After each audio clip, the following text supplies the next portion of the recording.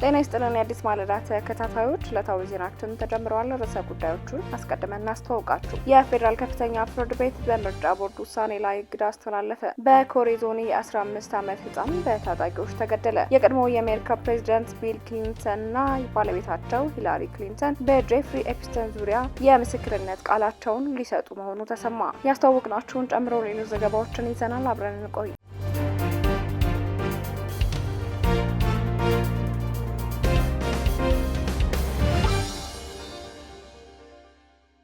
የፌዴራል ከፍተኛ ፍርድ ቤት በምርጫ ቦርድ ውሳኔ ላይ እግድ አስተላለፈ። ፍርድ ቤቱ በ5 የምርጫ ክልሎች ከትግራይ ክልል ውጪ ሆነው በቀጥታ የፓርላማ ምርጫ እንዲካሄድባቸው ያሳለፈው ውሳኔ በጊዜያዊነት መታገዱን ስምረት ፓርቲ አስታውቋል። እግዱ የተላለፈው የፌዴሬሽኑ ምክር ቤት ያስተላለፈውን ውሳኔ ተከትሎ የዴሞክራሲ ስምረት ትግራይ ፓርቲ ፕሬዝዳንት ጌታቸው ረዳ ለፍርድ ቤት ያቀረቡትን አቤቱታ መሰረት በማድረግ መሆኑ ታውቋል። ስምረት ፓርቲ ቦርዱ ከፌዴሬሽኑ ምክር ቤት ደርሶኛል ያለውን ውሳኔ ተከትሎ ስምረት በምርጫው አልሳተፍም ማለቱን አዲስ ማለዳ መዘገቡ አይዘነጋም።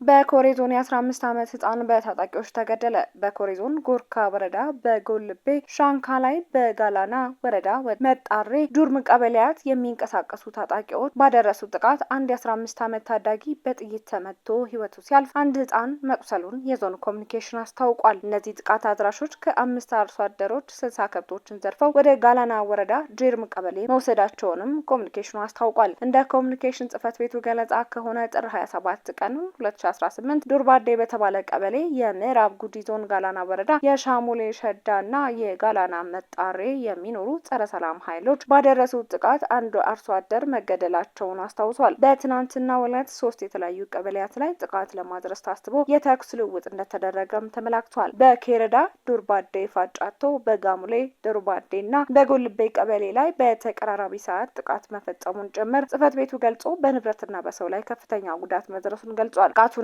በአካባቢው በተደጋጋሚ የሚፈጸመውን ግድያ በተመለከተ ለምን ማስቆም እንዳልተቻለ ለማነጋገር አዲስ ማለዳ የዞኑን የጸጥታ አካላት በስልክ ለማነጋገር ብትሞክር ምላሽ ለመስጠት ፈቃደኛ ባለመሆናቸው በዘገባው ማካተት አልቻለችም። ምላሽ ባገኘችበት አፍታ ታስተናግዳለች።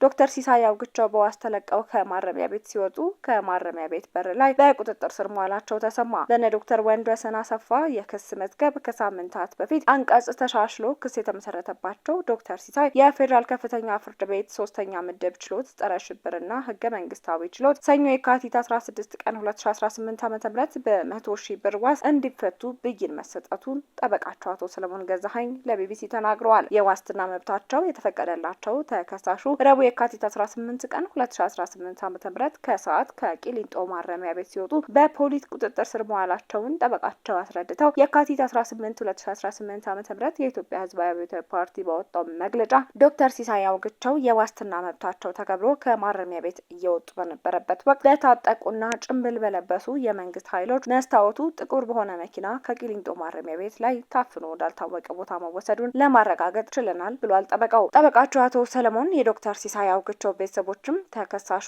ከማረሚያ ቤት በር ላይ በመኪና መወሰዳቸውን እንዳረጋግጡላቸው ቢቢሲ ዘግቧል። ጠበቃው ሰለሞን አክለውን በነ ዶክተር ወንድወሰን አሰፋ መዝገብ 2 ሳምንት በፊት አቃቤ ህግ ያቀረባቸውን የሰነድ ማስረጃዎች በሚመለከት አስተያየት ለፍርድ ቤት ማቅረባቸውን አስታውሰው በዚያ መሰረት ከ23 ተከሳሾች መካከል 6ቱ በነጻ እንዲሰናበቱ፣ 2ቱ ደግሞ በዚያው መዝገብ ላይ አንቀጽ ተቀይሮ ይከላከሉ የሚል ብይን ተሰጥቶ እንደነበር መናገራቸውም በዘገባው ተመላክቷል። ዶክተር ሲሳይ አውግቸውና አቶ ሞላልኝ አውግቸው የተባሉ ተከሳሾች ላይ የተጣለው የክስ አንቀጽ ዋስትና የማያስተካክል ስለሆነ የዋስትና ይፈቀድልና አቤቱታ ለፍርድ ቤት አቀርበን ነበርም ብለዋል። ፍርድ ቤቱ ይህንን የዋስትና ጥያቄ ለማየት ለየካቲት 16 ቀን 2018 ዓ.ም ቀጠሮ ሰጥቶ የነበረ ሲሆን በጉዳዩ ላይም ብይን መስጠቱን ገልጸዋል።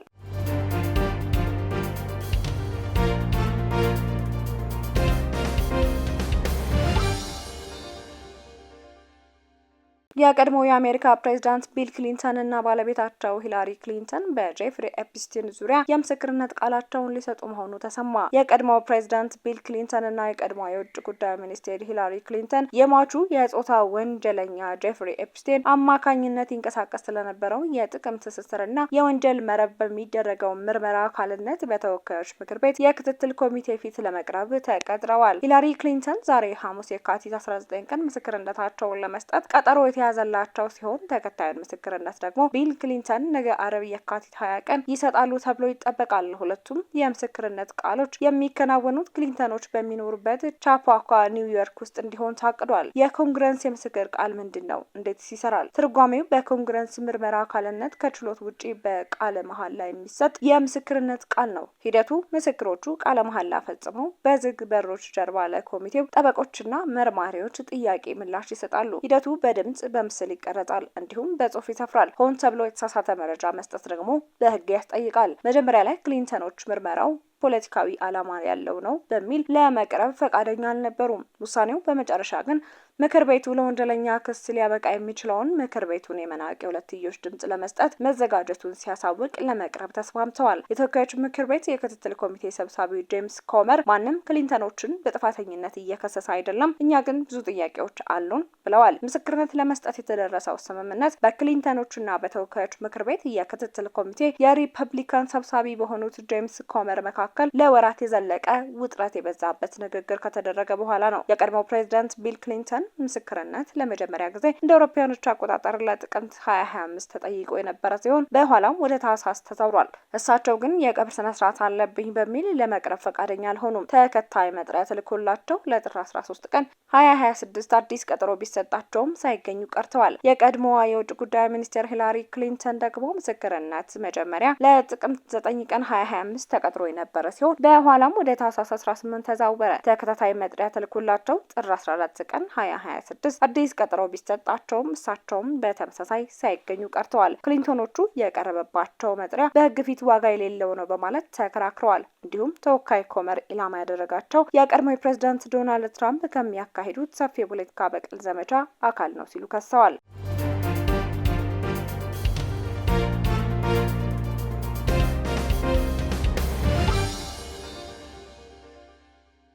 ዕለታዊ ዜናችን በዚሁ ተጠናቀቀ። አዲስ ማለዳን ሰብስክራይብ፣ ላይክ እና ሼር ማድረግ አይዘንጉ። ጤና ይስጥልኝ።